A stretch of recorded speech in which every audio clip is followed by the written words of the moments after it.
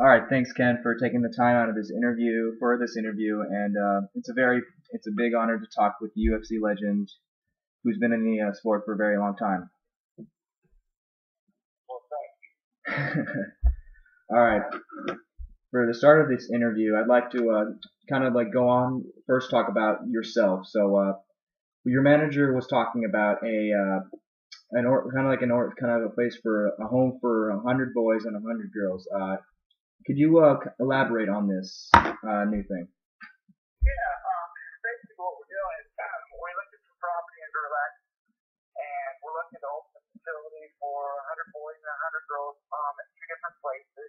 And it's a troubled youth home. I want to turn around and help children. I was in a group home. By the time I was 10 years old, I was keeping on hall. I was different places. I became a ward of the court. I went to several different places and I failed. I ended up at a place called the Shamrock Boys Home where Bob Shamrock adopted me. He turned around and paid attention and gave me a shot at life. Decided that he was going to help me and he was trying to figure out my issues or my problems and help me solve them. And he did the same for thousands of kids. And one of those kids was also Frank Shamrock, who had an opportunity to live there, and also he definitely used my dad's help. So since that happened to me, I have such a great opportunity now because of the popularity that I have and the young kids that look up to me and think it's cool. Mm-hmm. I have an opportunity to be able to show them, the right way to live and give them another chance at life, a new opportunity to be able to live life successfully in the right way. I have an opportunity to do that, and because of my father and what he did,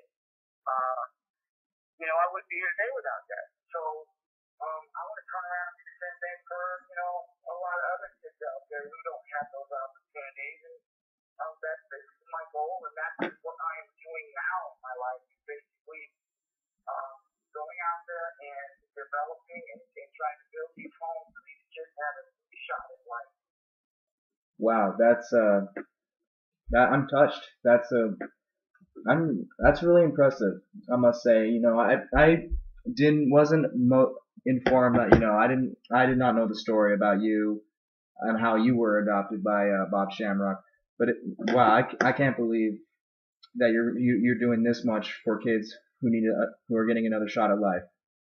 A lot of my motivation definitely comes from the issues and the troubles that I had. Because, it's not all the way everywhere. But a lot of times these kids have been lied to, from parents to, the probation department to, everywhere. Because a lot of times these kids come in and the probation officers or the parents get tired, they see so many kids. Or kids always getting in trouble, they don't stop and think, hey, every step of the way is an opportunity to turn this kid's life around. A lot of times they get fed up and tired. And so the kids really don't have an opportunity to turn it around because they've already made their mark, they've already made basically their MO with either the parents or the probation department, and be able to come to a home and go, listen, I understand what you've done in the past. I understand the issues that you have, but it's a fresh start now. And you have an opportunity to do something with your life. And we're going to help you do that. And that's where I was at. And that's been my motivation with a lot of these jobs. Again, when I was in my professional career, I went out and I visited juvenile homes and prisons and group homes and boys and girls clubs and all kinds of youth programs that I got involved with while I was fighting. And that's been my motivation to see these kids. And some of them that really get put into a kind of a rhythm, a place where they're just going through the system and no one's really trying to turn around and help them and not blame anybody for that, because after a while you got to get tired of the same old stuff over and over again. But I really want to go in and I want to give back.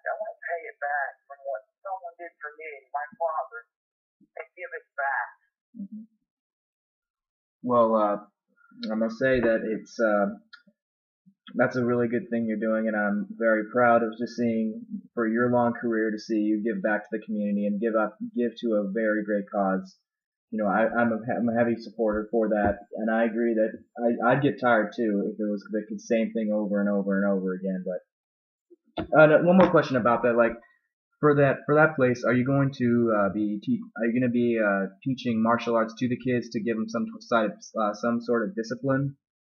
Well, basically what we're doing is that we're going to kind of develop an environment, almost what you would say is the city of their home, Hmm. that these kids can grow, and we're gonna be offering football and wrestling, and baseball and acting and singing and drawing and art and you name it, we want them all. So even environmental stuff like farming and raising horses and cattle, whatever we can do to kind of get in and figure out what these kids' issues are and how they can release some of this anger into something positive.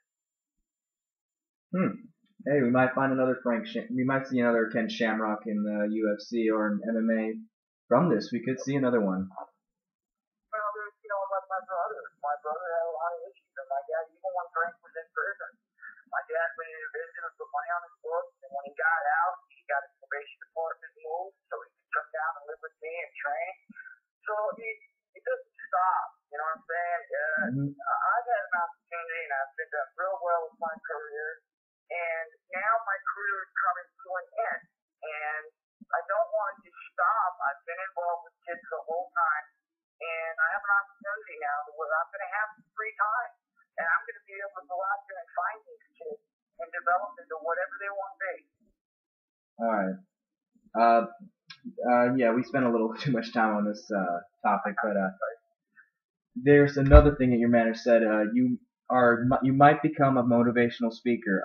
Is this gonna be? Is this? I mean, it might be a sign of retirement. So you can obviously work with kids, and you can become a motivational speaker to help. I'm guessing you'd be targeting with kids. Kind of help kids. Learn that like there's more to life than just that doing illegal activities. Doing anything that can cause trouble. But elaborate on your motive, like on that topic. Well, motivational speaking is basically going in anywhere. I mean, I've done it in businesses and churches and schools and, anywhere where people can look at something and be motivated in doing something in their life. And that's kind of what direction we're going. One, I definitely had one of those lives where it's been almost a 4 or 5 part series about the transitions. Um, that I could speak on these things and show these things of the difficult things that I've had to come across and how I conquered them, which is basically mental strength, just not quitting and not allowing anybody to get into my head and tell me I'm a failure. Or people, not because they're mean or anything, just because maybe it just wasn't the time or something, where I've been turned away from things, where it just wasn't the right time, or they had somebody else there that was better for the job, or whatever it is. But the bottom line is that's not where it stops. It's just the beginning. You got to keep pushing forward, and you got to have a mentality of no matter what happens, you're going to get it done. Hmm. All right. So that's just I'm gonna try getting this interview as quick as I can. So here's to my questions. I have total of three. They're pretty detailed questions. So the first question is so you have had an opportunity to compete in MMA since the very beginning, and since the sport has evolved a great deal, talk about the changes to the sport, and do you think that the sport of it's for the better for the sport of MMA? I think MMA has definitely made some leaps and bounds, and it's definitely been all good. I wasn't for in the beginning, obviously, because I was comfortable with it, and Horse Biggs is probably in the same position as I was. But in the beginning, they wanted to make, these rules and time limits. Well, for athletes who were able to go a very long time and be able to cook their opponents, slow them down, and finish them, this didn't fit for us. We wanted the bigger guys. We loved the stronger guys. We knew how to defend and push the fight to a time where they would just, fatigue and then we would finish them. And they put the time limits in there, and then it would allow these guys to be able to go out there and just go hard. You can make mistakes at times, now and then, and they can start over. But it was good for the sport because it did TV stations and pay-per-views that they be able to block time off and be able to have a slotted time to fight. And also became TV friendly because it was a lot faster and more impact. So the moves that they've made along the way are definitely good. I think that being able to go out and follow these guys in training and understanding the individuals, finding out personalities and even family and education and some of their styles that they've developed. It's all good because it brings the fans into their lives and closer. For me, the sport has evolved and it's become huge. On every station, it's become what karate was in the 70s and 80s. You got one on every corner in every city.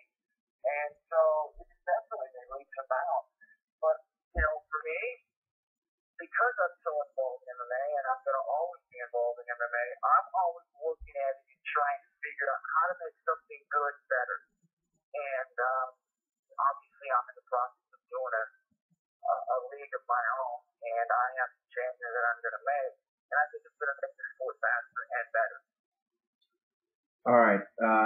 To the second question, we have seen boxers in recent years compete in their early mid 40s, like the early to mid 40s, and we've also seen fighters like yourself and Randy Couture do it as well in MMA. Because of the extra contact in MMA, do you think it's harder to fight on at an older age than it is in boxing? And are you starting to feel the effects of a very, very long career? Yes.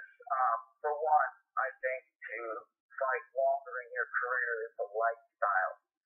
It's about taking care of yourself. It's about studying and understanding the landscape of the sport and how it's changing, and being able to get yourself prepared to change with it, and not staying in that same mold that you're used to staying in. Because the sport will evolve, the fighters will evolve, and if you don't evolve with it, that's when you're going to see guys who will not stay in the sport as long.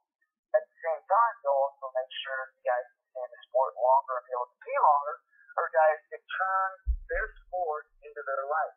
They get up in the morning and they do sleep at night, and in between that time, it's all about fitness and health and training.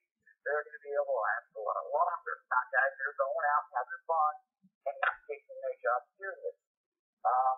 So I think that it's still possible for guys to fight in their 40s and 50s as long as they do those things that I said and they do them early in their career.